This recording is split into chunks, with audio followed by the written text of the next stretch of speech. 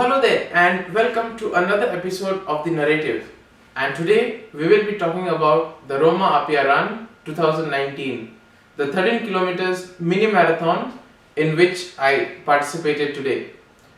So one of the speciality of this mini marathon is that it is almost like a run through history because we run through some of the most ancient sites in Rome. For example, the catacombs of Saint Sebastian and also the Museum of the Walls. And plus there are many more sites through which we run across. Secondly, it is a mini marathon that is across 5 different terrains. So we basically have the first part on tarmac, and then we head on to pebbles, and then we have a stretch of around 500 meters which is on ancient road, which is very uneven. Then we have another section which is almost for 2 kilometers, and it is on clay or mud as we go through a small section across the fields, through the fields in fact, and then the final bit of almost around 500, the last 500 meters is on an actual track wherein you can really feel the grip. So let me actually break down kilometer wise how was my experience. So basically I was very happy with my preparation because almost from the last month I've been practicing, trying to build up my stamina and also work on various aspects.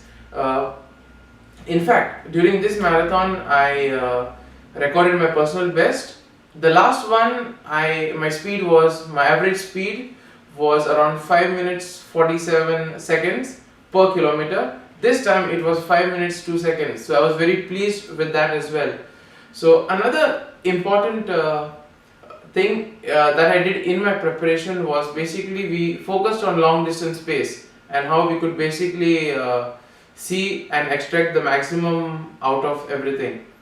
And today, so basically I rested well last night, and today morning I was there almost half an hour before. I just did a bit of warming up, trying to get everything warmed up, all the muscles ready to go. And then the first 2 kilometers is usually the ones where you're all bunched up together. So I used that time to basically, I didn't push too much, but I was just conserving my energy. So from the 3rd kilometer till around the 11th kilometer or the 12th kilometer, I was in clean air.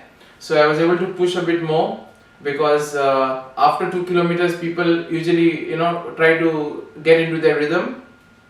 And I also was quite fortunate to have another athlete beside me. So basically I judged that our pace was almost similar. So basically we stuck together and we were able to push each other. So that was very good.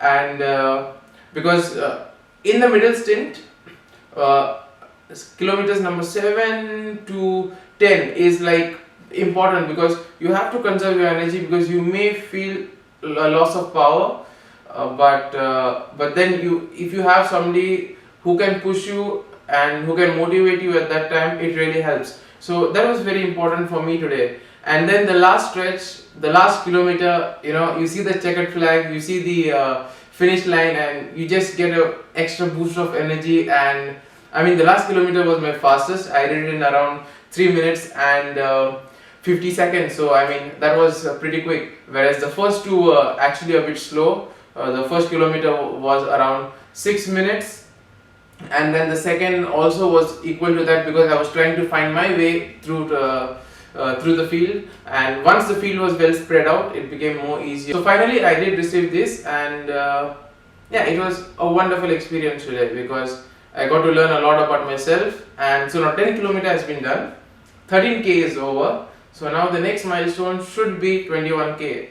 So till then, thanks for watching. So before we close this episode, I want to tell you all that for the next month or so, well, there won't be any uploads because basically we head into a exam preparation mode.